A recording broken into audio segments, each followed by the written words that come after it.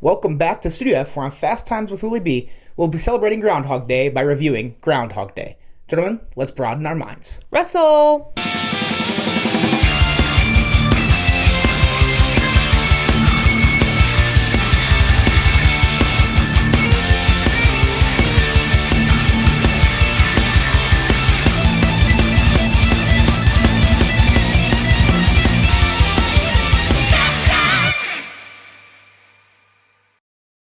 Welcome back to Fast Times with Willy B. I'm Willy B. Got Rosie back. Rosie, how are we feeling today? Pretty good. Awesome. So, happy Groundhog Day to you. Today we're going to review the 1993 rom-com classic Groundhog Day. So let's hop into it. Directed by Harold Ramis. He's done movies like Caddyshack, Multiplicity, National Lampoon's Vacation. Not Christmas Vacation, just Vacation.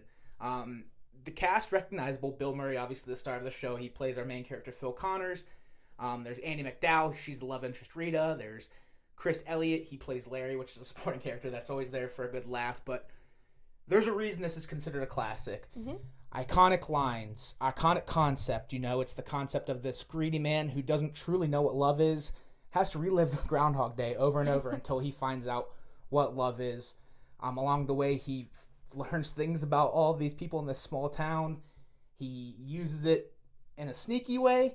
Then he gets really depressed, and then, Right. He uses it to find love and make things work, and finally get to see February 3rd. But let's start with the good.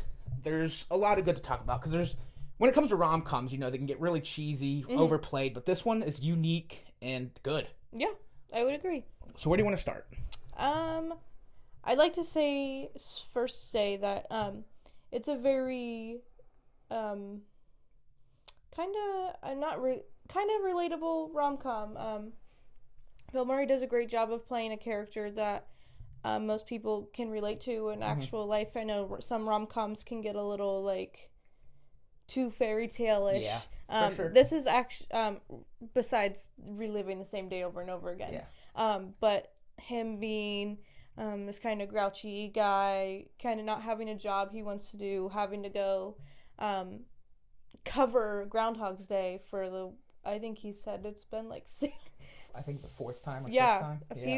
After a few times, it probably gets redundant. Yeah. But, and then finally falling into love. I think that's pretty, you don't see rom-coms very often that are actually doable. Mm-hmm. Sometimes they're a little bit too played up. So that's what I like about this one. For sure. Bill Murray's great. He's always there for that, dry comedy. He doesn't deliver it with a slap your knee type of thing, but he makes you laugh. Yes. He doesn't fail to do that. It's through little things like putting a whole piece of cake in his mouth and eating it once he finds out there's no consequences to his actions because he's reliving the same day over and over. I think that's one of my favorite parts of the movie is, towards the beginning, once he figures out that he's reliving this day over and over, that day 3, where he, I think the music's great in day 3 when he's walking into town, he passes the old man, he sees Ned again. You get a bar scene here where he's talking to these 2 regulars. Mm-hmm. You get him eating all of this food because there's no consequences to his action. And you also, you start to see him pick up oh, I can use this to my advantage and asking Nancy questions. So the next day he's like, Nancy, I was in Mrs. Walsh's class in 12th grade, And then getting with her and trying to have a sort of conversation. Yeah. And so... Very clever. Yeah, I think that's a fun part of this movie. It's definitely more of the comedic part, the leading up to the depression and the love. But seeing, what would you do, if you had to relive the same day over and over in this small town? You'd probably do the same thing. Just start messing with people. They don't know what's going on. The day restarts the next day. Mm-hmm. So I really liked that. I thought it was fun.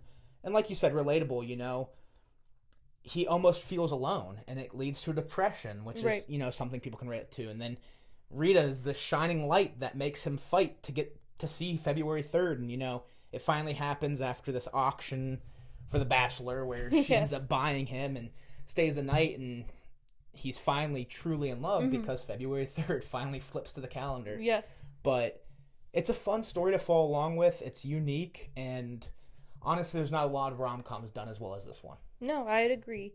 I really love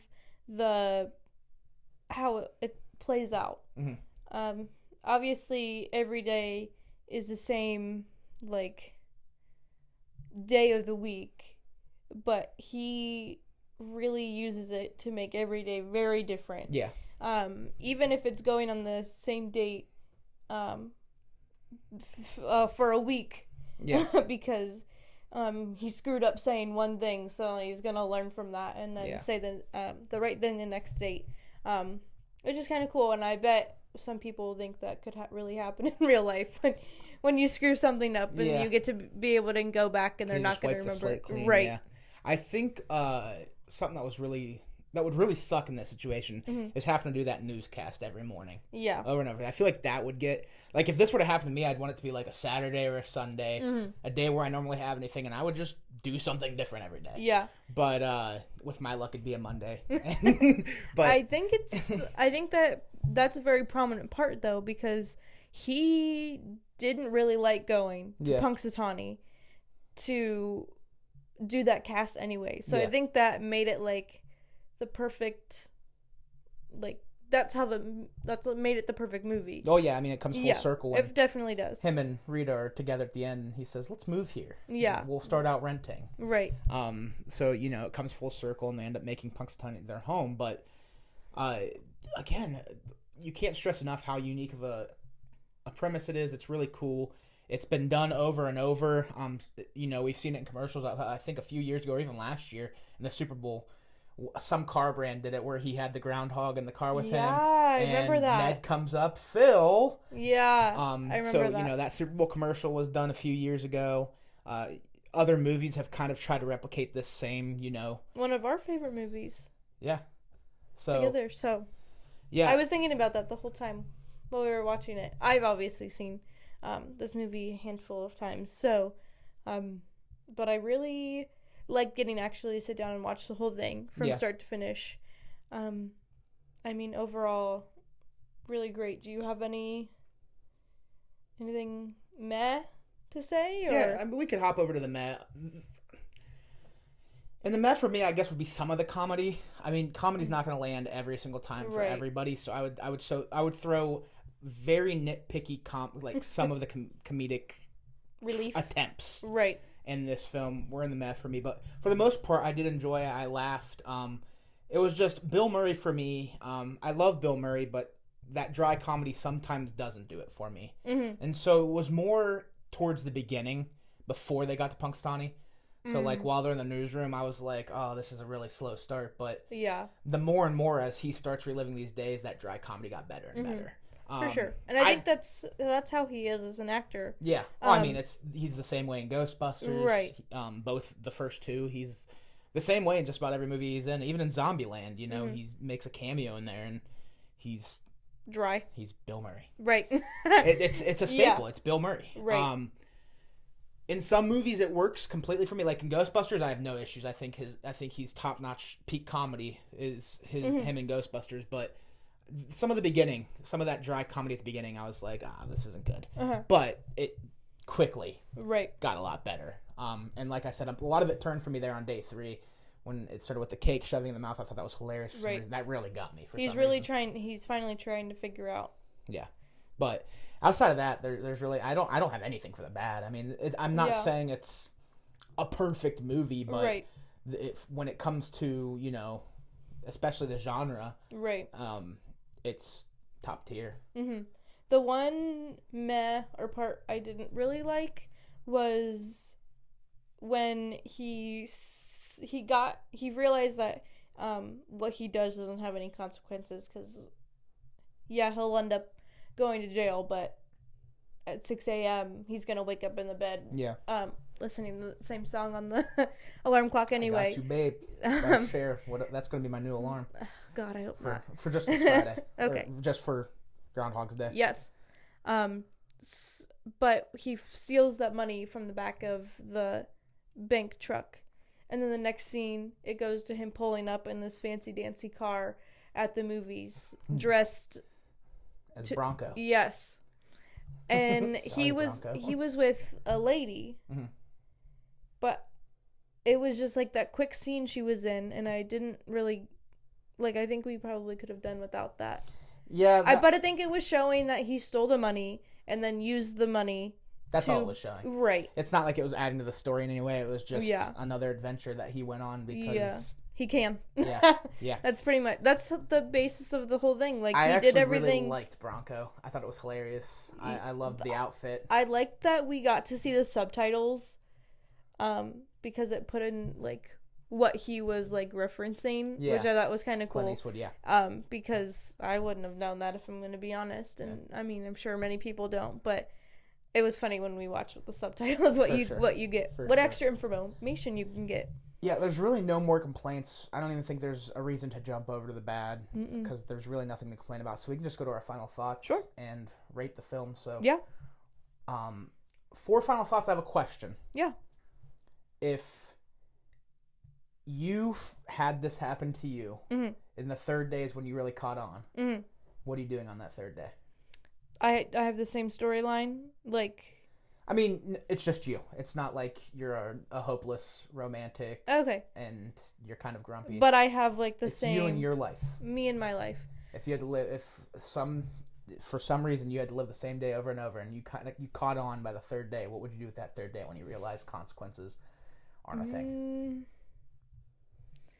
I don't know. That's a fabulous question. I mean, try and probably get away with just as much as I can get away with, but I think it'd be fun in the day, but then when you wake up the next morning, it would be quite the depressing scene when, I mean, if you went and stole all that money, or you went and did this and then you didn't have it the next day. Like, yeah, it was fun for the day, but I don't know. I would probably just try and slip under the radar as much as possible and do little odds and ends that people wouldn't expect me to do. I think I'd do the same thing as him. Start learning talents. Yeah. You know how quick you can learn the piano like he did, or ice sculpting when it's all you're doing every day and no one even knows you're doing it because you're not actually taking up time to do it? Yeah, that's true. You're taking that one day and learning all these skills. So once February 3rd finally rolls around, he's going to be so talented. I would be so talented, you know? That's true. So, and you pick up things very quick anyway, so that would probably do the thing I would do, is just start... Pick up a hobby. Start doing the things that I've always wanted to do, just never had the time for. Learn how to play the drums, piano. Yeah. Learn how to draw even, or... I mean, I'm not a great artist. I can draw basic stuff, but learn how to actually draw would be cool, you know? Right. So, I don't know, that'd be cool, but obviously that's never going to happen, so... Unfortunately. Wishful thinking, right? But yes. What do you give this movie out of 10? I think I'm gonna rate it pretty high. I'm thinking I'm gonna give it a 9. A 9? Okay. Yeah. For me, I'm kind of in the same boat, between an 8 and 9, so I'm just gonna go 8.5. I'm gonna go right in between. I think the beginning was a little dry and open, but it was needed. It was a needed beginning. Yes, I agree. And some of the comedy not landing for me is hard to give it higher than a 9, but this is, an 8.5 is a movie that you throw it on, I'm going to enjoy it every time I watch it. Yeah. It does have decent replay value. Oh, for sure. I am a sucker for a good holiday movie when there isn't a lot of movies for that holiday. For sure. Like, that's why I think I like the Charlie Brown stuff, because they come out with a movie for even if it's a half hour, 20 minutes Valentine's long. Day, Easter, yes, Thanksgiving. they have one for everything. Yeah. Which I think is fun. Just something quick to throw on for the day. I mean, it's just a regular day, but just something fun to throw on, something to look forward to. That once a year movie. For sure. For sure. Well, that'll do it for Groundhog Day. Happy Groundhog's Day to all of you out there. Hopefully, winter is almost over. If you're watching from similar area as us, if you're watching in Florida, winter is already over, so you suck. But thank you all for watching. Thank you, Rosie, for coming on again. And if you like what you're watching, check out some of this other stuff. Hit the subscribe button, and the social links will be down in the description below. So go ahead and click follow. We thank you again for watching, and we will talk to you all soon. Peace and love.